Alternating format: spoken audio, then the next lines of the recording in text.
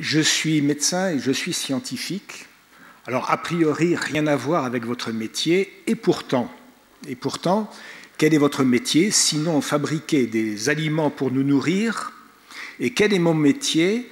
C'est de soigner les gens quand ils sont déjà malades. Alors, entre les deux, il y a un hiatus.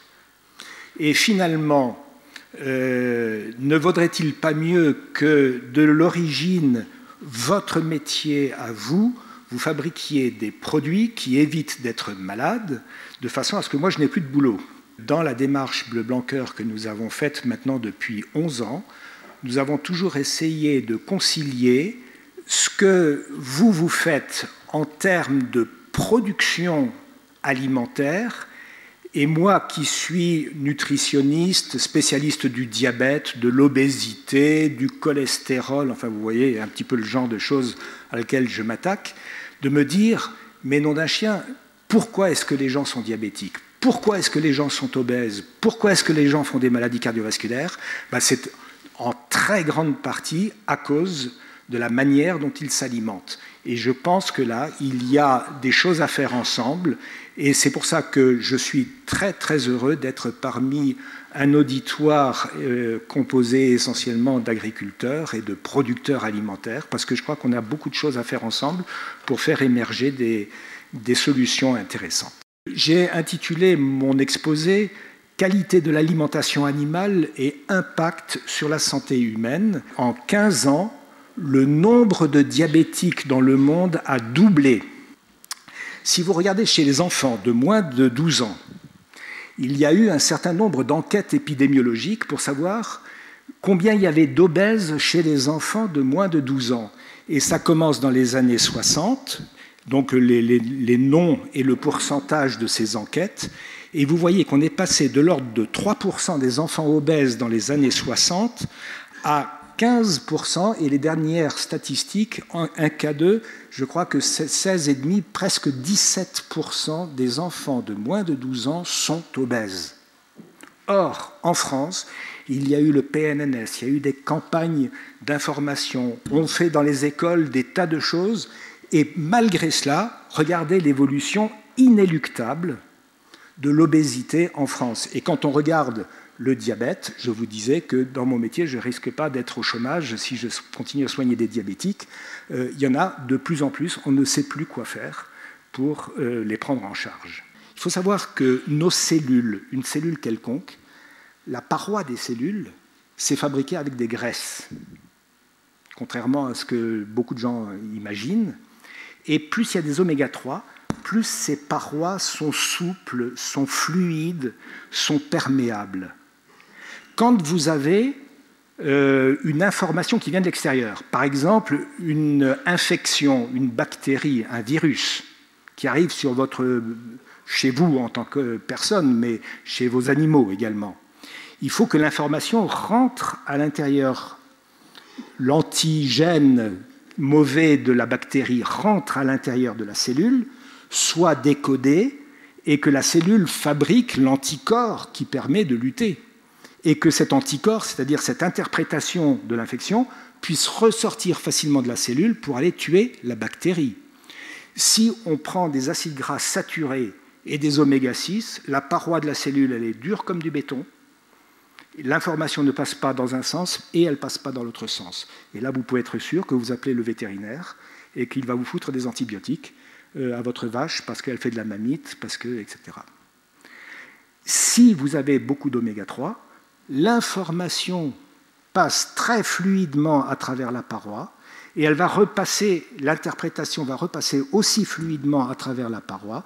Et là, vous avez des autodéfenses qui font que, pratiquement, je pense que Christian Valette a dû vous montrer son exploitation, pratiquement, il n'y a plus d'antibiotiques. Pourquoi est-ce qu'ils sont indispensables? Ils sont indispensables parce que ce sont les matières premières pour fabriquer des hormones qu'on appelle les prostaglandines et les thromboxanes. Ces hormones sont absolument indispensables puisqu'elles sont responsables de la fluidité sanguine, elles sont responsables des mécanismes anti-inflammatoires, elles sont sur la fécondité, etc.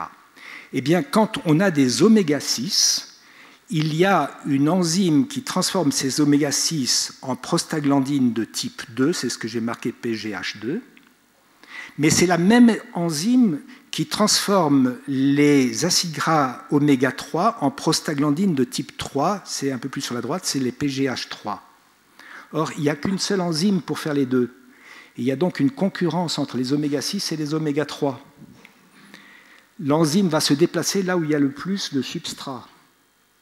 Si vous avez beaucoup d'oméga 6, l'enzyme va travailler sur les oméga 6 et elle va vous fabriquer des prostaglandines de type 2. Et qu'est-ce qu'elles font, ces prostaglandines de type 2?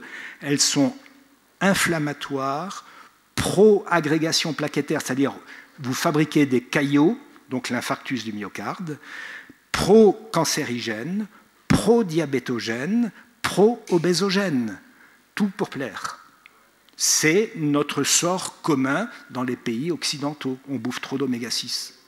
Si au contraire on bouffe beaucoup d'oméga 3, l'enzyme unique va se déplacer vers les oméga 3, et là on est quoi? Eh bien, on est anti-inflammatoire, anti-agrégation plaquettaire, donc anti-thrombose, anti-caillot, anti-diabétique, anti-cancérigène, anti-obésogène.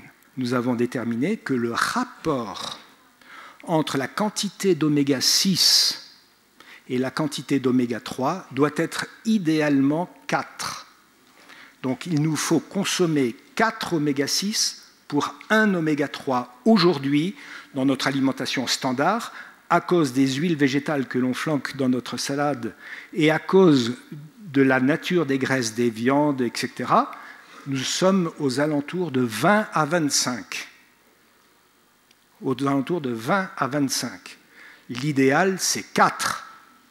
C'est-à-dire qu'on a entre 5 et 6 fois trop d'oméga 6 par rapport aux oméga 3. Trop d'oméga 6, cancer, obésité, diabète, maladie cardiovasculaire. La graine de lin a une coque fibreuse. Et on s'est dit, est-ce que c'est bon, est-ce que c'est mauvais, etc. Bon. Alors, on a pris de la poudre de lin extrudée, donc préparée, et on l'a mélangée à raison de 7% ou 5 à 7% de farine de lin dans 95% de froment. Et on a fait du pain. Et diapositive suivante, c'était 80 grammes. Alors 80 grammes, c'est quoi? C'est sur du pain de 2, c'est 4 tranches de pain par jour. 2 tranches au petit déjeuner, une tranche à midi, une tranche le soir. Bon. Et la moitié des gens mangeaient du pain acheté à leur boulangerie locale, et l'autre moitié, c'était du pain au lin que nous leur avions donné, standardisé. Diapositive suivante, résultat des courses. Eh bien, je ne sais pas si vous le voyez bien sur le tableau, c'est qu'on a fait baisser le cholestérol total de 8%, très significatif.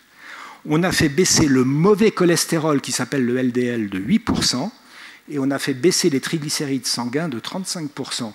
Autrement dit, rien qu'avec ça, on était bien meilleur que certains médicaments vendus en pharmacie pour faire baisser le cholestérol. Dans le lait des vaches nourries avec le régime Bleu-Blanc-Cœur, il existe une graisse qui se forme à ce moment-là, qu'on appelle le CLA, et cette graisse-là est extrêmement efficace sur le plan du diabète. Et vous voyez la courbe rouge, on a baissé de 28% la résistance au diabète. Donc, grosso modo, on a amélioré de 30% le traitement du diabète. Regardez comment les glycémies de ce diabétique ont descendu, et puis quand on a arrêté le protocole, pof, tout est remonté, simplement avec du régime Bleu-Blanc-Cœur.